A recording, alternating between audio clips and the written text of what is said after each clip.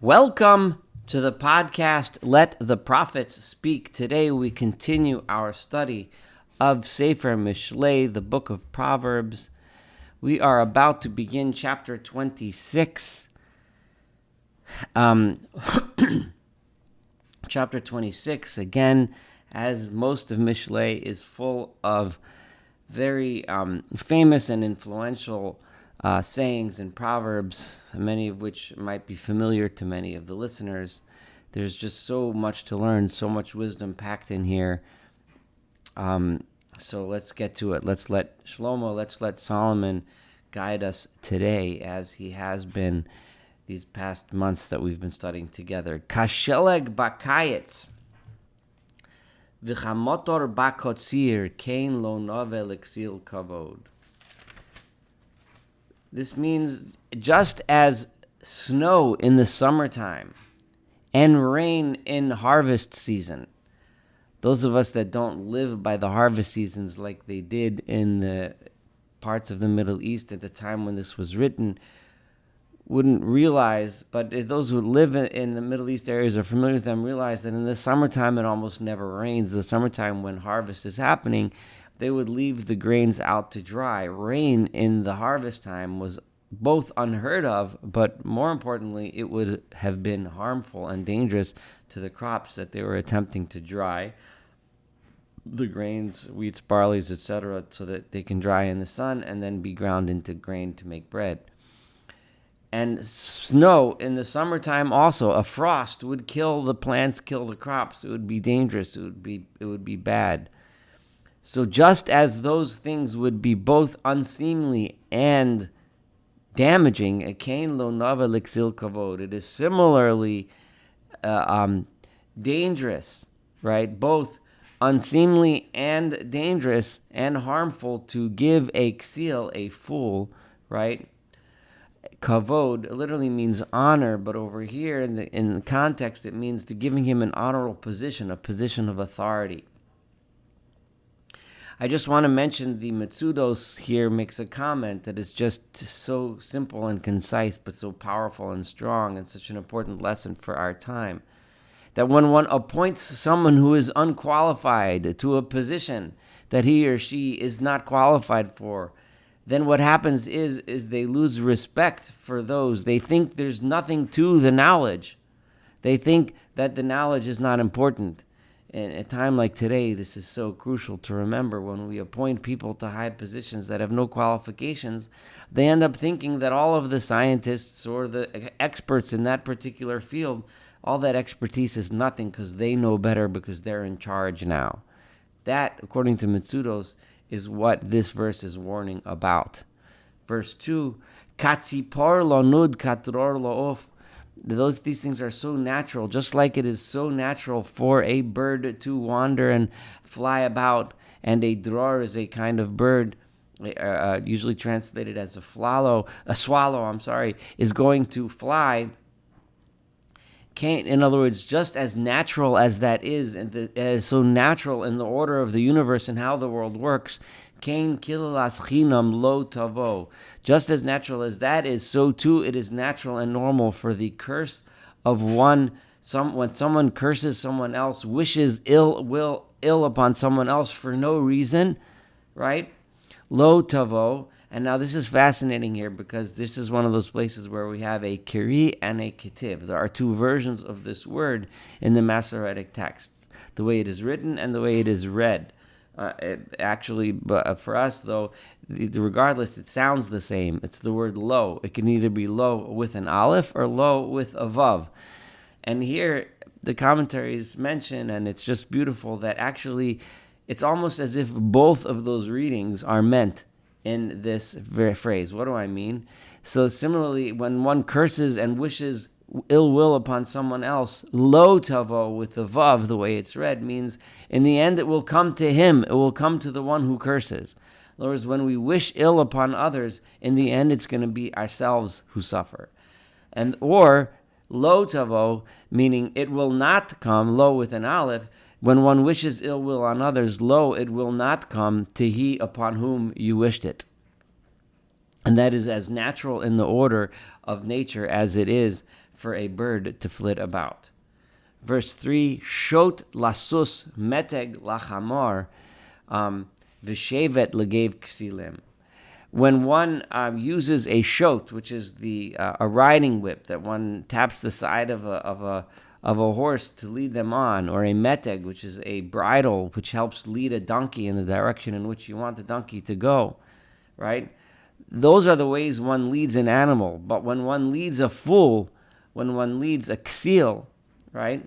A ksil is one who shuns wisdom, shuns chachma, shuns knowledge, and is arrogant and lazy, thinks he knows everything. Only suffering, only the rod of punishment on his back will actually possibly maybe change his ways. You can talk to him from Heint bis Morgen, as they say in Yiddish, from now till tomorrow. You can talk and talk and talk, but he's never going to get the lesson. He's never going to learn until he suffers because of the bad decisions that he's making. Then maybe he'll realize that he was on the wrong track. Verse 4, Al ta'an ksil ki ivalto. Don't waste your time answering a fool ki ivalto, within his folly. Don't waste your time with debates with people that aren't interested in learning and will never change. Pentish velo gamata, because if you do, in the end, you're going to be one of him. You're going to be talking about stupid things, dumb things. You're going to be arguing, and it's just simply going to get you nowhere. It's a waste of time. How apt is this today in our world of all these social media debates that people have, and nonsense, one meme against another meme, just digging deeper into their nonsense. Avoid that, because all you're doing is getting yourself involved. However, aneksil ki vato, you should answer a ksil according to his folly. So this seems to contradict. I'm going to deal with that in a second. Pen yeh chacham be'enav. Because if you don't answer him, then he's going to think he's smart, right? He's going to think he knows everything if nobody responds and shows him where he's mistaken. So here we have, so when does one answer and when does one not answer? So the Talmud in Masechet Shabbos and Masechet Shabbat gives us a nice answer, which I think is a wonderful guide, and that is, because it seems in two verses, one after the other, it seems to be an obvious contradiction, but it's not a contradiction, because it depends on what his mistake is. When he makes a mistake in Torah, the Talmud tells us, right? In Torah, meaning something that's important, right? A teaching that's important for people to know, and he's out there, then you have to correct him, right? Because otherwise he's going to think he's the Chacham. He's going to go on teaching things that are dangerous. He's going to teach people blasphemy. He's going to teach people false ideas, false notions, right? False interpretations of the Torah that lead to violence, that lead to hatred, that lead to Hamas, that, Hamas meaning violent behavior between people and so on. Right. He's going to teach Torah in a corrupt way. It could be extremely dangerous. How many times today do we see people using religion as justification for something bad? However, if he's teaching something about meaningless stuff and he's just saying stupid nonsense, don't get involved in disproving his stupid nonsense, right? But if it's important, if it's a Torah matter, then get involved. And that is how the Talmud in Masechet Shabbos differentiates between those two verses. Mikatzeh raglayim chomas shoseh, right? So if in sholeach devarim biyad kasil, that's verse 6. So one who sends a message in the hand of a fool is what's going to end up, right? So this is saying like this: when you hire a spokesperson to speak for you, you have to make sure that spokesperson has independent knowledge, independent skill, and independent wisdom and judgment to convey the message properly. And sometimes they have to adjust fire appropriately in order to properly convey the message, right? However, if you send a fool who doesn't know how to do that, you're going to end up like someone who has a mikatzer raglayim is like cutting off your own feet, right? Because your feet are what gets you from point A to point B, right? And your messenger is supposed to help you accomplish whatever it is you're setting out to achieve by sending that message, right? You're cutting off your own feet. You're disabling your ability from accomplishing what you're trying to accomplish. Chamas shoseh, it's like you're drinking chamas. I mentioned that before. Hamas is the word is for is basically connotes the violent taking of property from one person to another. When you have a society that's based on Hamas, like the Bible, like the Torah describes the society before the flood of Noah, right? Hamas means it's not based on law and justice, but it's based on who's more powerful, taking away from the less powerful. So he drinks from that kind of well. In other words, he doesn't achieve what he's trying to do by sending messages, by doing it appropriately. But in the end, he's left in a world where the only way to achieve it is through Hamas, and it ends up in a dangerous, bad place. So you have to be careful when you send a messenger that it's done properly as opposed to improperly. It has to be a person who's intelligent, who has morals, who has scruples, and who has proper judgment. Dalyu shokayim mipiseach. It's going to hang up. We're going to hang in the next few verses on this idea of sending a messenger through someone, of appointing. This refers to any time we appoint someone to represent us, whether it's in a government position or a professional position or any kind of responsibility we give to someone else, right? A mashal b'fi ksilim, right? Someone, when you tell a proverb, when a fool gets up and gives a speech, right? It is like legs hanging limp on a person who's a cripple. A person has a leg but can't use it. God forbid, someone who is, a paraplegic or something has limbs, but he can't use them, right? So it's the same thing. It's like we have leaders, but we can't use them. They can't help us. They can't get us anywhere. They're completely useless to us. This next verse is, without going too deep into all of the different possible translations, I am going to just tell you how difficult this one is to translate, just so that you should understand why you might see numerous different translations. And then I'm just going to go with one simple one, which I think is nice, gives a good message, and I'll stick with the traditional commentaries. So, Kitzror Even B'Margema. Now, you'd expect me to translate this as I usually do, but let me tell you why this verse is so difficult to translate. So, a tziror, if there's any Talmud students here that studied Bava Kama, which is a common thing to learn when you first start studying Talmud, know that tziror is also from the language of tzirorot, and we find it in Tanakh as well, as meaning like pebbles or small pieces of gravel, right? But tziror is also litzorer, is also to package things in a bundle. So does this word mean a pebble, or does it mean packaging, tying something in a little bundle, right? And then even b'margema. Now, margema can variously mean a pile of stones, or it could mean something that is used to affect to make a stone into a weapon or a projectile, like a sling or a slingshot. So a margema, or a stoner, right? Something, and obviously don't mean someone on marijuana. I mean here a stoner, someone who's using that stone for a purpose, usually for the purpose of slinging it. So exactly how you translate this verse becomes extremely challenging. The Kitzror Even B'Margema,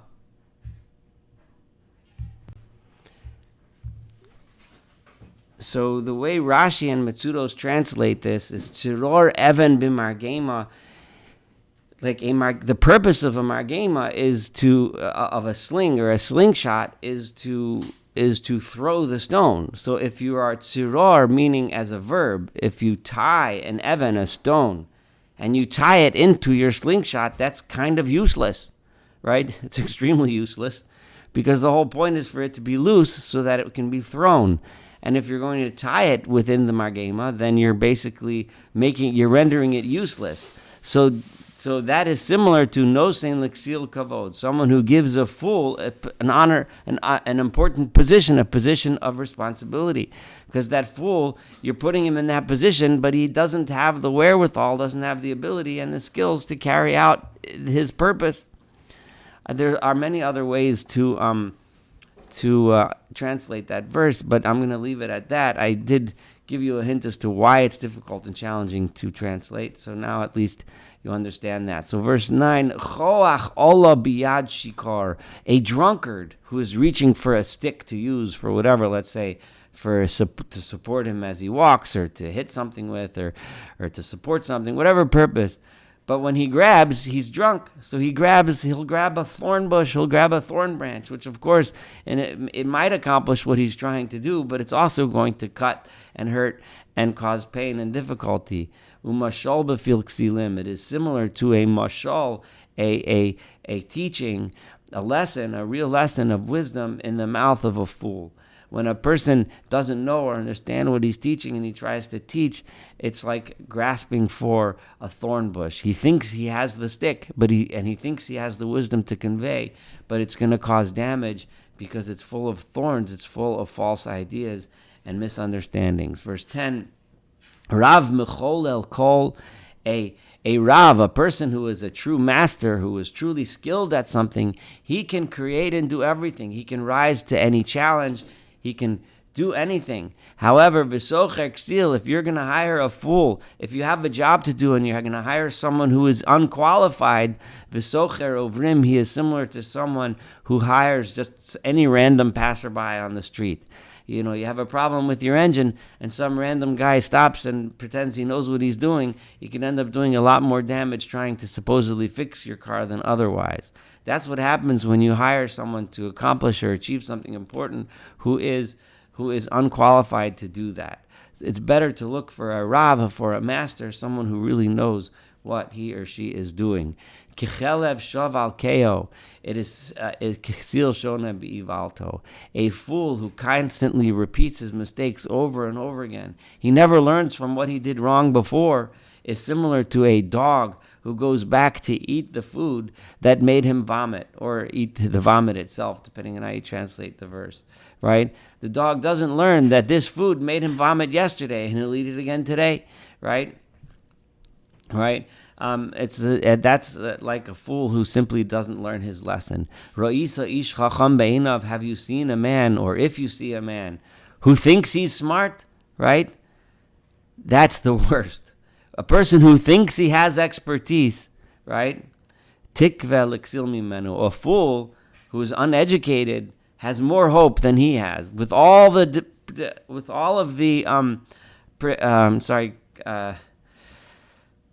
criticisms of someone who is unqualified, someone who's a fool, someone who doesn't have the wisdom that we've been saying until now, none of them are as bad as the guy who thinks he's smart, who thinks he's the expert. That's the most dangerous of all. Omar Otzel. Now this goes back to, it's very similar to what we had in I think it's 22, chapter 22, verse 13, where there's also several verses talking about how a lazy person constantly makes excuses for his lack of behavior. So this is just another version of the same idea. So I'm going to read through the next few verses. Omar Otzel, a lazy person is constantly finding reasons why he shouldn't do whatever it is that he needs to do. Shachal baderech, there is a shachal, meaning a lion cub, or ari bein harachovos, there is a lion in the streets. Hadeles tisov al tzira, right? And such a person's always coming up with reasons, and the door is opening and closing. V'yatzel al mitaso. Everybody else is going in and out, but the lazy guy, he's lying in bed with all sorts of excuses. Toman otzel yado batzalachas, right? The otzel, the lazy person, is so lazy that he'll put his hand into the bowl, right? Right? But nil Allah shiva el piv, but he's not going to bring it back to his mouth to eat from it, right? He's so lazy he won't even draw from the tzalachas. The chacham otzel be'enav, right?